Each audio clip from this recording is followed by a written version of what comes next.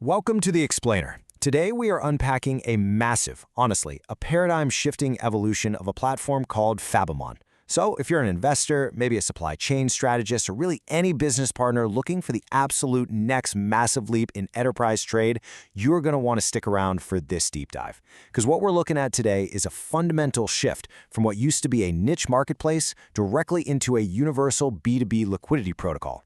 Now, I want you to think about this for a second.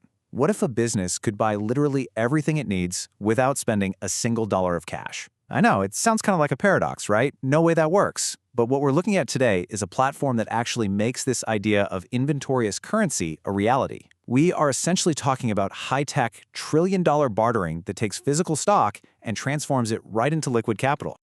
Okay, let's dive right into this. Section 1. Redefining the Phamon platform.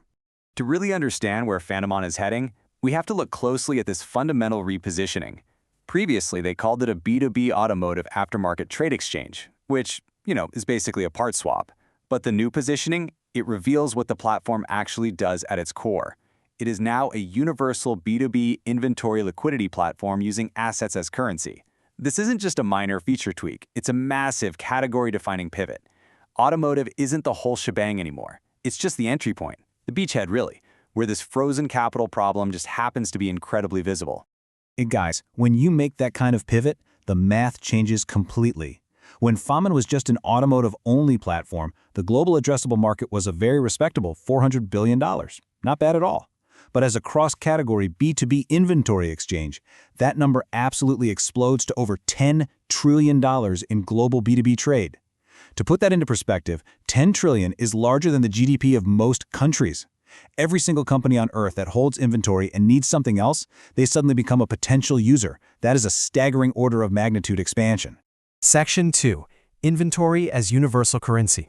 Let's walk through how this operational loop actually works on the ground, using a specific example from our source data. Imagine Nitin, okay?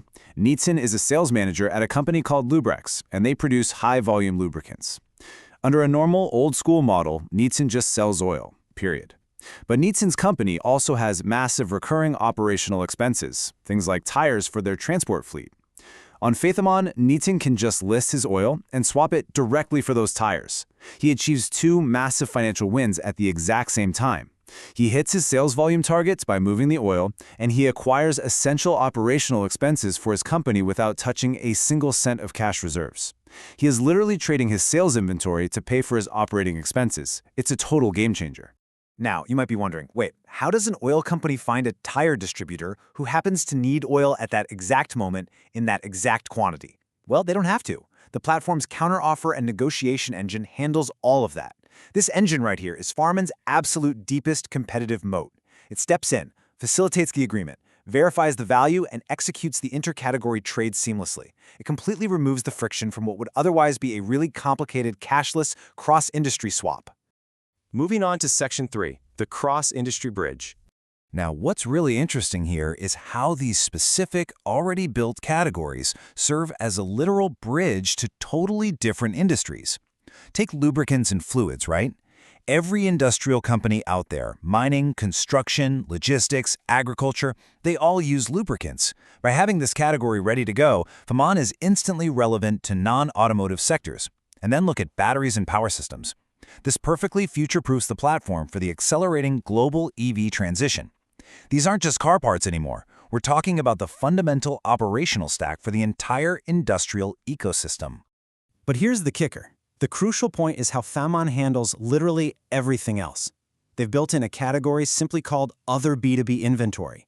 This is the universal wildcard. It allows a business to swap packaging, machinery, chemicals, honestly anything.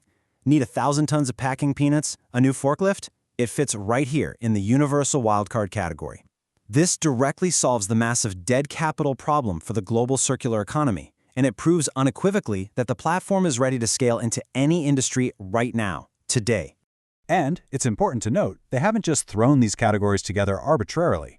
The underlying architecture aligns almost perfectly with global trade standards, specifically the HTS and NAICS codes used by international customs and wholesalers.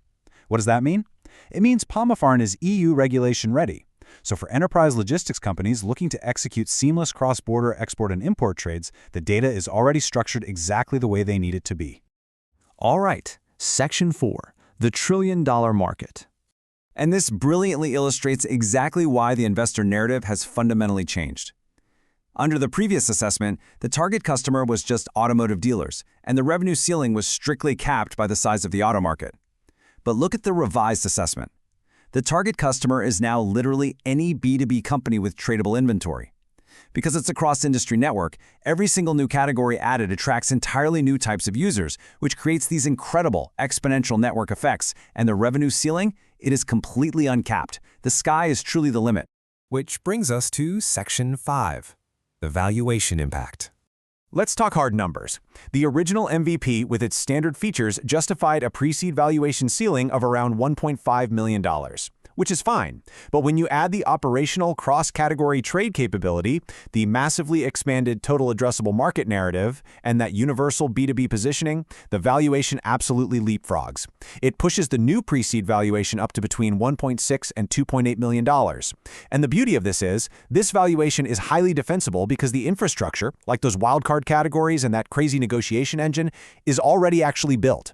So what we are looking at here is a Series A scale narrative dressed up in a pre-seed platform.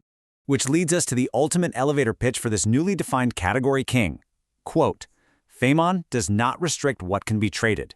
Every user is KYC verified. Every trade is smart contract executed. Your stock is your currency regardless of what it is. Unquote. That right there is the fundamental difference between a niche software tool and a foundational piece of global trade infrastructure. So I want to leave you with this final thought to ponder as we wrap up today's explainer. If every single piece of dead inventory globally suddenly became liquid currency, what could your business acquire tomorrow? Phamon is taking the frozen, dead capital sitting in warehouses around the world and turning it into a universal liquidity protocol. The automotive market was just the beginning. The real limit is simply what businesses are willing to trade. Thanks for joining me to unpack this incredible platform evolution. I really hope you found these insights as fascinating as I did.